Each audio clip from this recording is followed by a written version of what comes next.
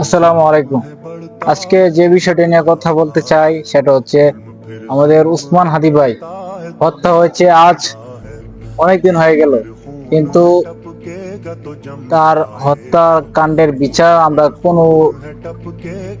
কোনোভাবে কিন্তু দেখতে পাচ্ছি না। আমরা চাই এই বাংলাদেশ জাতীয় নির্বাচন, সংসদ নির্বাচনের পরে যে যে দলই সরকারে ক্ষমতায় বসুক না কেন, তা যেন আদি ভাইয়ের হত্যার বিচারকাণ্ড যেন আমরা তা সবার আগে দেখতে পাই। আদি ভাইয়ের হত্যাকাণ্ডের বিচারের পরে আপনারা অন্য কাজে আগাবেন। আপনারা সবার আগে আদি ভাইয়ের হত্যাকাণ্ডের পিছনে যারা আছে তাদের চিহ্নিত করবেন, এবং হাদি ভাইয়ের হত্যার বিচার আমরা সুস্পষ্টভাবে বা প্রবাসী মাটি থেকে দেখতে চাই। এবং পুরো দেশবাসী কিন্তু মুখে রয়েছে কখন আমাদের হাদি ভাইয়ের হত্যার বিচার হবে, কে আমাদের হাদি ভাইকে হত্যা করেছে, কারা কারা তাদের সাথে জড়িত আছে, প্রত্যেকের নাম কিন্তু আমরা শুনতে চাই, জানতে চাই।